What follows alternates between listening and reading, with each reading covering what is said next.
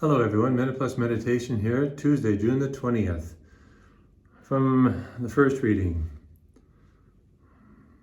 For as I can testify, they voluntarily gave according to their means, and even beyond their means, begging us earnestly for the privilege of sharing in this ministry to the saints. And this, not merely as we expected, they gave themselves first to the Lord, and by the will of God to us, so that we might urge Titus that, as he had already made a beginning, so he should also complete this generous undertaking among you. Paul here is testifying to this collection taken up in order to assist those in Jerusalem. And here the Corinthians, he says, have not only given, but they've given beyond, measure, beyond their means. I can testify they voluntarily gave according to their means and even beyond their means. So they actually went beyond what perhaps was expected of them or what they could have given. But he says, first and foremost, they gave themselves to the Lord. This is so there's a couple of things to pick out here when it comes to generosity, gratitude, stewardship, and so on. First of all, first to the Lord and by the will of God to us, okay? So it's always first to the Lord. They gave themselves to the Lord, and then they realized the Lord, so generous, so kind, so merciful, so super abundant in his gifts and so on. The consequence, the overflow of this is that they sought to give themselves to Paul.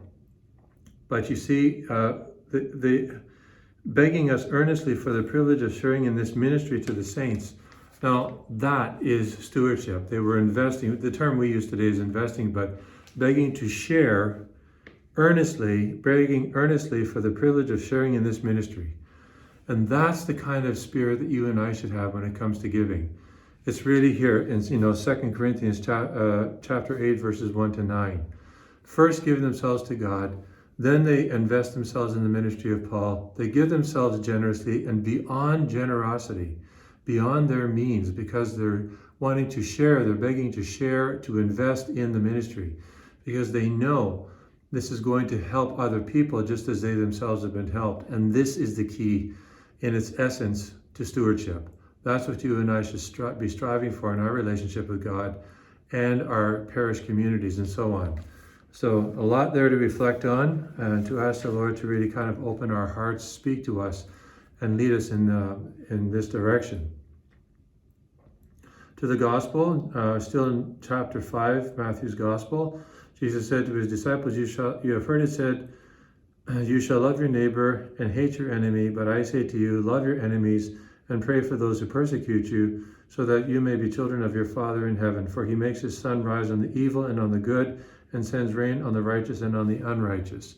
So again, a lot of people, they have problems with this, because why does God allow evil to happen in the world? And Jesus addresses the question right here.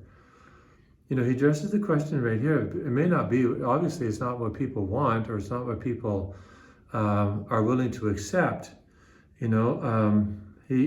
He's saying, so that you may be children of your Father in heaven. Why does he make his sun rise on the evil and on the good? Why does he do this? Because he accepts evil? Because he likes evil? No.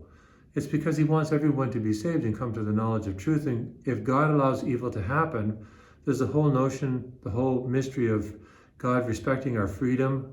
Where do we want him to intrude in our freedom? Do we want him to just eliminate all the bad stuff? Or what about the bad stuff in our life?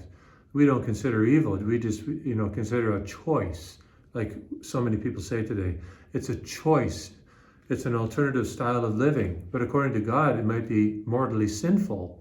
We just don't want to call it that. So where do we want God to start and stop? So we have to be careful what we're asking for. God's not going to do it anyways, because he respects our freedom, and that's the way it is. Love must be free. But he can bring a greater good out of the evil he permits. He doesn't like it. He hates evil. God hates evil. He hates sin. He always loves us.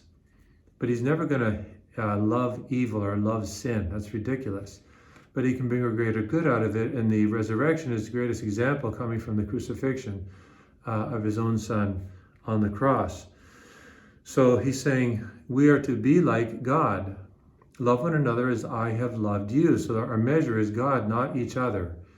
As I have loved you.